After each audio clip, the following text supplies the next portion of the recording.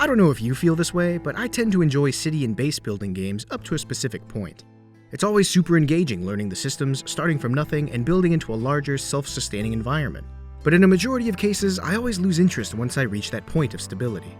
Once I'm comfortable, the focus morphs from what do I do to survive into what do I do with all these resources. But Against the Storm caught my attention for 3 reasons. I was in the mood for a city building game, I really liked the visual design, and the game is advertised as a roguelite city builder. In the world of Against the Storm, the Blightstorm is a cyclical catastrophe that brings rain and ruin to all life outside of the smoldering city. You play as a viceroy under the Scorched Queen, who's tasked with building and managing settlements. The Crown knows that the Blightstorm is linked to ancient seals that exist within the world, and as a viceroy, your goal is to build settlements to reach and reforge these ancient seals. In order to reforge a seal, you must earn a specific number of seal fragments from establishing settlements, and successfully settle a tile adjacent to the seal. The first time you reforge a specific type of seal, additional years are added to the cycle, allowing you more time to reach further locations and seals.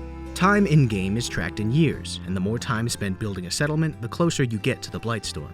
The cycle is tracked at the bottom of the world map screen, which visually represents all of your attempted settlements and how much time remains until the Blightstorm arrives. When the cycle ends, the Blightstorm begins, destroying all settlements and regenerating the map while citizens seek safety within the smoldering city. Having this limitation means it's important to succeed, or fail, quickly to ensure you're able to accomplish as much as possible before the cycle begins anew. You also have the option to skip the end of the cycle if you find yourself in a situation where you know you won't accomplish your goals with the time you have left, which I think is a smart and player-friendly feature. You begin by selecting a tile on the world map and start building a settlement with a small number of villagers, a main storehouse, and a hearth to keep warm during the endless storm. By having a win-loss condition, each settlement can be considered an attempt or run in a roguelite context. In order to win, you must successfully earn enough reputation for the settlement to be established, but you will lose if the Queen's impatience gets too high or you no longer have villagers within your settlement. The Queen's impatience fills at a specific rate over time, but earning a full reputation point will reduce impatience. The push and pull of these points are one of the many things you must strategize around in order to ensure you succeed in establishing your settlement. Reputation points are earned through a number of ways, with the most straightforward method being the orders for the Queen. These orders are limited and divided into tiers that are slowly made available as you build your settlement. When picking an order, you choose from 2 to 3 random orders of a given tier. The requirements for fulfilling orders can vary from delivering specific resources, meeting the needs of your villagers, or exploring the area around your settlement. When building your settlement, there are 3 main tasks to pursue: exploring the surrounding area, managing your villagers' resolve, and building structures to gather and refine resources. Exploring the surrounding area is done by cutting down the local foliage to gather wood, the most important resource for your settlement. Wood is used as fuel for your hearth and as a material for various buildings and goods. While expanding, you discover glades that can offer additional resources or glade events. These events can have rewards such as rare resources, additional villagers, or provide an opportunity to earn additional reputation points. There are also forbidden and dangerous glades, which are clearly marked, that offer greater rewards at the cost of greater risk, and strategically managing that risk is important for your settlement's success. You must also ensure that the resolve of your settlement stays as high as possible. This is important because if resolve is too low, villagers may begin to leave and doom your settlement to failure. The most important structure for your global resolve is your hearth, and having fuel to keep the fire going is critical. You'll generally be managing 3 different groups of villagers, each with their own specific needs to be met through generating goods or constructing specific buildings. Resolve cannot be ignored because heavier storms will periodically occur and have a large impact on global resolve.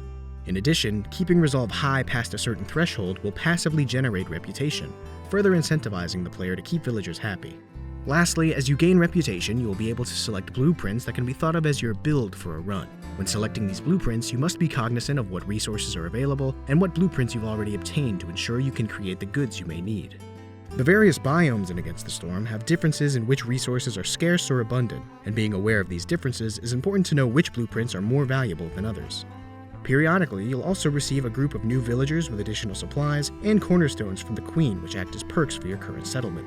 Cornerstones offer additional benefits that you can implement into your strategy, such as increasing yields or passively generating additional resources. Since Against the Storm is a roguelite city builder, there's also a leveling system and a tree of permanent upgrades that can be unlocked in the smoldering city. As you continue to build settlements, you earn experience and resources to spend on these upgrades, which offer permanent effects like reducing the rate you gain in patience, or unlock mechanics such as re-rolling your options when receiving blueprints. You also complete deeds, which act as achievements or challenges, often granting experience or additional upgrade resources. Something I found impressive in Against the Storm was how the game gently scales difficulty in a way that encourages the player to willingly choose more challenging scenarios. As you become more comfortable at a specific difficulty, you're also becoming more familiar with optimal means of completing your settlements, subconsciously becoming more prepared for higher difficulties. Higher tier seals require more fragments to be reforged, and you can earn more seal fragments by increasing the difficulty or as additional rewards from completing settlements near map modifiers. The need for more seal fragments subtly encourages the player to experiment and go outside of their comfort zone if they wish to progress, which, in my opinion, is excellent design.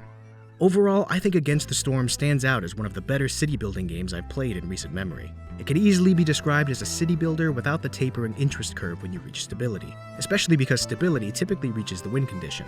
It's difficult to become bored because starting over repeatedly is the main gameplay loop, and with a wide variety of biomes, events, and methods of reaching the win condition, Against the Storm offers diverse gameplay in each attempted settlement. I think if you're a fan of city building games, you should definitely check it out.